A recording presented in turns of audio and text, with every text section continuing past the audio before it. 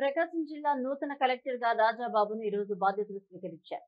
జిల్లా అభివృద్ధి కోసం ప్రజాప్రతినిధులతో కలిసి సమన్వయంతో పనిచేస్తామని ఈ సందర్భంగా తెలిపారు. ప్రకాశం జిల్లా 39వ కలెక్టర్ గా ఆయన బాధ్యతలు చేపట్టారు.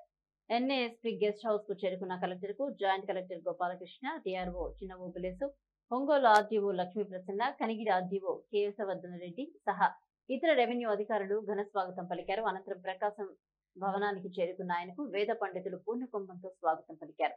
హిందూ, ముస్లిం, క్రైస్తవ మత పెద్దల ఆశీర్వచనాల మధ్య ఆయన బాధ్యతలు స్వీకరించారు. ఈ సందర్భంగా కలెక్టర్ మాట్లాడుతూ ముఖ్యమంత్రి నారా చంద్రబాబు నాయుడు దిశానిర్దేశం మేరకు జిల్లాలో రాజకీయ పాలనపై ప్రత్యేక దృష్టి సారిస్తామని చెప్పారు.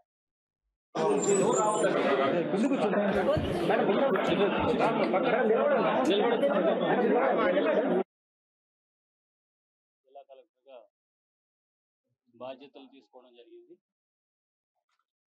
నాకు ముందుగా నాకు ఈ అవకాశం కల్పించినటువంటి గౌరవ ముఖ్యమంత్రి వర్యులు శ్రీ నారా చంద్రబాబు నాయుడు గారికి కృతజ్ఞతలు తెలియజేసుకుంటున్నాను.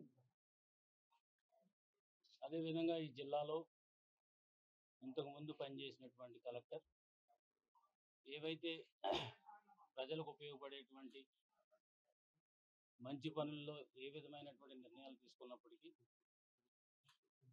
వాటిని ప్రజలకు ఉపయోగార్థం అవి కంటిన్యూ చేయడం జరుగుతుంది. అదేవిధంగా ఈ జిల్లాలో ఉన్నటువంటి సమస్యలు పరిష్కారానికి కృషి చేయడం జరుగుతుంది.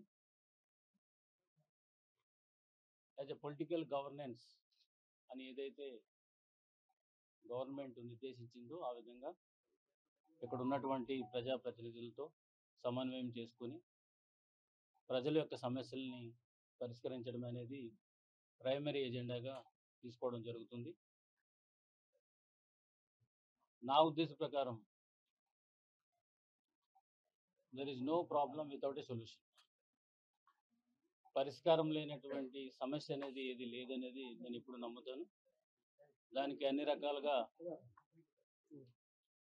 ప్రకాశం జిల్లాలో ఉన్నటువంటి ప్రజలు